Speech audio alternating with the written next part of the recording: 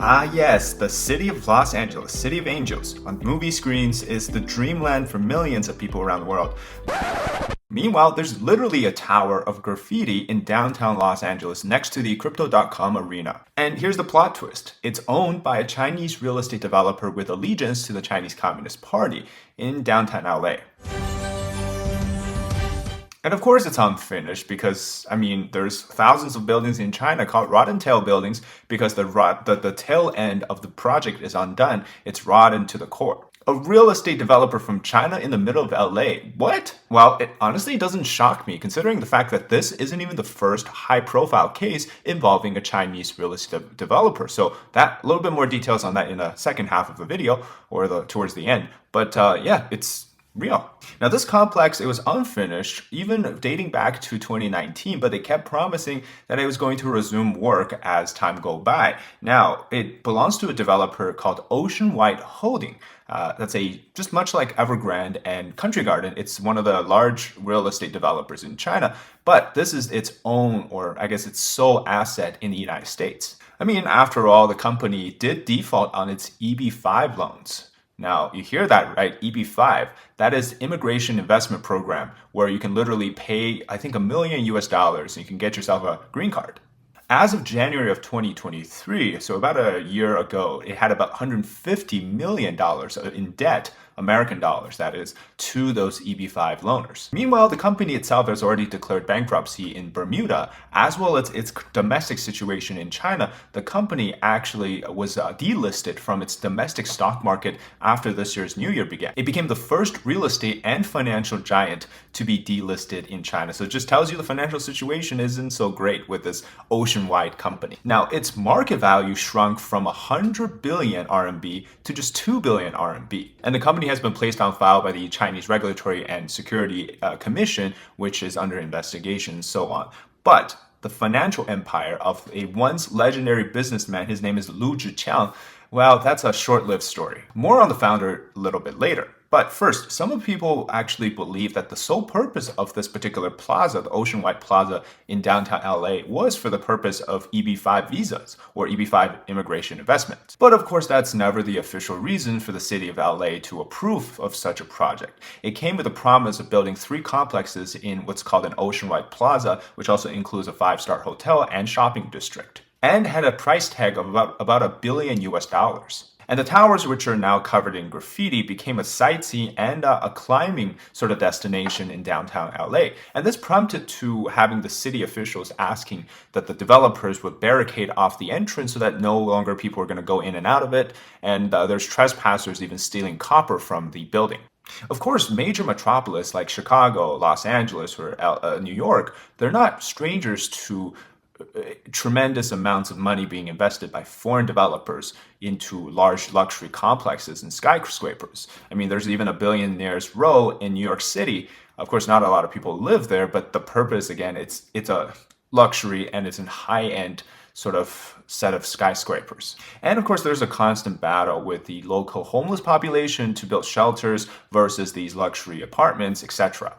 And of course, we know that homelessness, that issue is much more apparent in the state of California, especially in major cities like LA. But what's crazy to me here is that they've allowed a Chinese domestic problem with real estate, which essentially is a Ponzi scheme, into the sovereign soils of the United States in LA. And guess what? It's going to end up being the city that pays millions of dollars to put up the barricades to drive people away from it. But so far, these 3 empty buildings, they're essentially being used as a sort of an urban sightseeing spot. Now, according to the Financial Times, it says that the city has given Ocean White until this weekend to secure areas around the site. But if the company fails to do so, then most likely the expense will fall to the city of Los Angeles. But let's be realistic. Ocean White isn't really about that, right? They've essentially abandoned this already. And now the city and its taxpayers will have to take up the mess that's left behind by Ocean White and essentially pay out of their pockets to get this thing finished, or somebody has to they're forced selling it, but somebody has to buy it and then, spend millions of dollars getting new windows or getting them cleaned. And that's going to be a giant job or a mess. Who knows who wants to take over that? But yeah, it's a horrible, horrible end for, I guess that's really what happens when you deal with Chinese developers. And it's already really bad that the CCP-tied firms are buying up large quantity of rural land in the United States now that they're actually doing things in urban cities as well. Now, what exactly is Oceanwide Holding and its legendary founder? For the background information, in 2020 to 2021, when the massive lockdowns happened in China, many of these real estate developers start to go bankrupt and default, simply because they never had enough money on hand to pay back those debt, and because of the lockdown, obviously the economy ground to a halt. And so it really surfaced a problem with Chinese real estate developers. It is that they never had enough money to finish projects, and that's what led to unfinished homes or rotten tail buildings in China. Of course, that hit Evergrande the hardest, but also other developers like Country Garden, Oceanwide as well.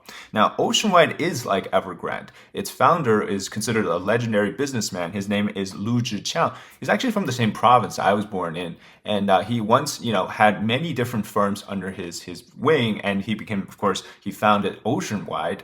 And he even had countless auras attached to his name. For example, he was the vice chairman of the All China Federation of Industry and Commerce. He was a member of the standing committee of the Political Consultative Conference, which is obviously a lot of these businessmen who have overseas ventures. They belong in that. He was also the vice chairman of the China Guangcai Business Council. And he was the richest man in Shandong at one point in the province.